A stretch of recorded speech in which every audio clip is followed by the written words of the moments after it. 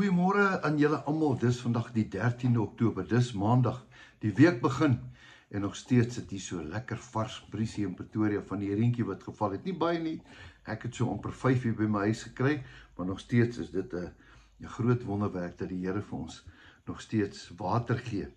Vir al die sondaars en al die goeie mense en al die slegte mense. Hy seën nog steeds. Hy is getrou in sy beloftes. Nou ja, vanmôre wil ek gou vir julle ietsie lees. Die gedagte kom in my kop vanmôre.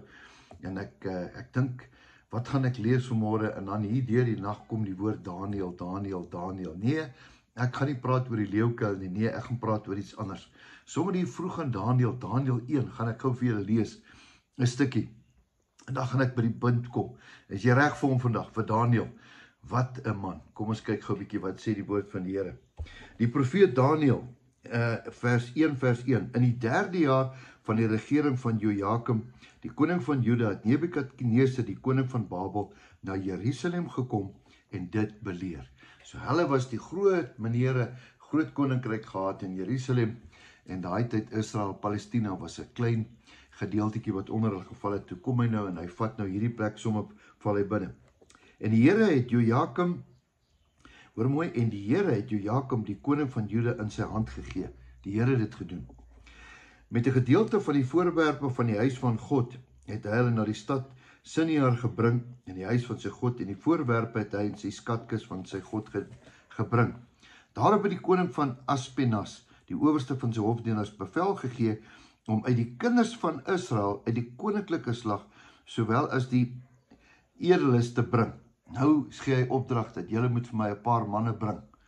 Jongseuns aan wie geen enkele liggaamsgebrek was nie, maar wat mooi van aansien was, vernuftig, met allerlei wysheid in hulle besit en kennis en insig en wetenskap, en wat bekwaam was om in die paleis van die koning te dien en om hulle die skrif van die taal van die Galdeërs te leer.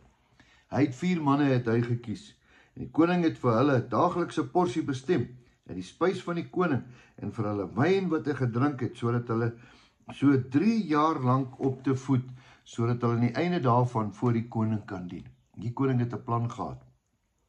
En onder hulle was hy die kinders van Juda, Daniel, Anania, Misael en Asaria.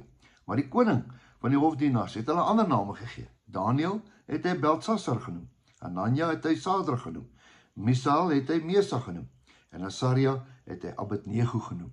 Koning besluit sommer, ek gee julle sommer ander name. En Daniel het hom voorgeneem om hom nie te verontreinig met die spys van die koning, of met die wyn wat hy gedrink het nie.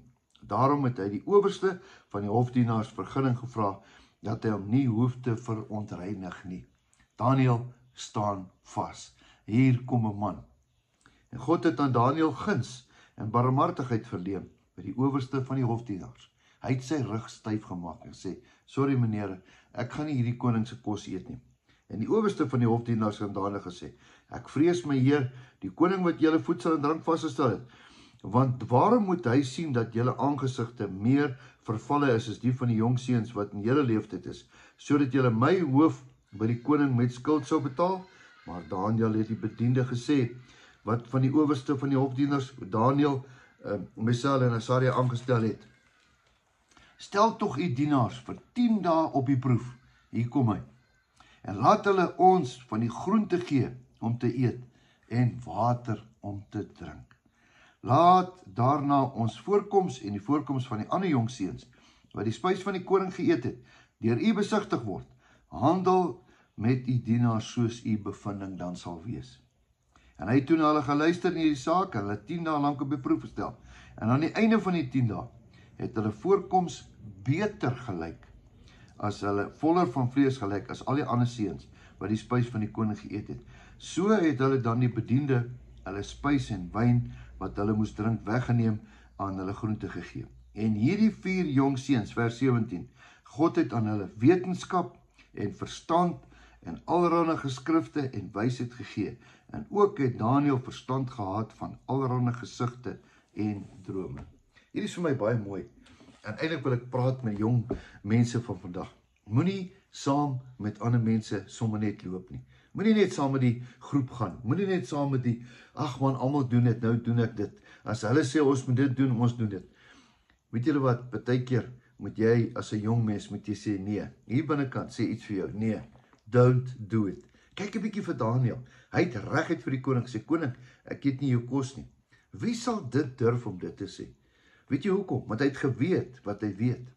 Hy het geweet wat hy weet. Hy het geweet dis nie reg nie. Hier binnekant het gesê, kan nie daai kos vat nie. Dis nie reg nie. So ook moet ons gebruike. Selfs met drank, selfs met goeders. As jy weet is nie reg nie, dan do it. En kyk 'n bietjie, gaan 'n bietjie verder, dan sal ons Daniël hier by Daniël 6, dan kyk ons vir Daniël. Hy het 3 keer op 'n dag gebid. Hy was absoluut committed. Hy was absoluut toegewyd aan die Here. En dan kom die bevel. As jy gaan bid, dan gaan jy in die leeukuil gegooi word. Daniël het nie een oomblik getwyfel nie. Hy het die vensters oopgemaak. Hy het gebid, kliphard, harder as nog ooit tevore. Hulle gooi hom in die leeukuil in, net omdat hy gebid het. Daniël bid homself in die leeukuil in. Maar die Here was saam met hom. Is dit nie mooi nie? Ek wil vandag eintlik hierdeur sê, maak jou rug styf. Ek dink daar gaan tye kom wat ons as kinders van die Here besluite moet neem. Moenie net saam met die groep gaan, moenie saam met die media gaan nie. Jy het uitgevind, hulle kan lekker vir ons jok, né? Kyk 'n bietjie wat het gebeur 'n paar jaar gelede. Hoe het hulle ons gemanipuleer en geïndoktrineer. Hulle het so baie reg gekry om vrees in ons in te boesem. Vrees is nie van die Here af nie. Sy woord sê dit, né? God het ons nie 'n gees van vrees gegee nie, maar van krag, liefde en selfbeheersing. Ek wil net hierdie boodskap by jou los vandag. Moenie saam met die massas gaan nie. Gaan saam met die Here. Die Here is jou herder. Jy gaan nie kort kom nie. Hy sal jou help. Hy sal jou wys. Hy sal jou lei. Doen wat reg is. Moenie net saam met die ander gaan, net om gewild te wees, of net om, jy voel, jy gaan nou stroom opgaan nie. Nee, gaan saam met die Here. Hy is jou herder. Kom ons bid. Here, dankie vir hierdie woord, dankie vir hierdie week wat kom. Here, ons weet nie wat voor ons lê nie. Ons gee onsself in die oor. Here, bid dat enige iets, Here, wat hierdie week sal kom, dat U ons sal help. Help ons, Here, dat ons nie saam met die massa sal gaan nie, maar dat ons saam met U Gees wat in ons is, sal luister, Here. Help ons, Here. Ons het U so nodig. Gee ons wysheid, Here. Gee ons insig, Here. Gee ons die vernuf, Here. Dis my gebed in Jesus se naam. Amen. 'n Geseënde dag, 'n bietjie langer boodskap vandag vir jou. Maar miskien het ons dit nodig, né? Jy moet onthou dat hierdie Jesus jou verskriklik baie liefhet. Sy lewe vir jou gegee het, omdat hy 'n plan met jou het. En onthou, jou beste lief voor. Totsiens.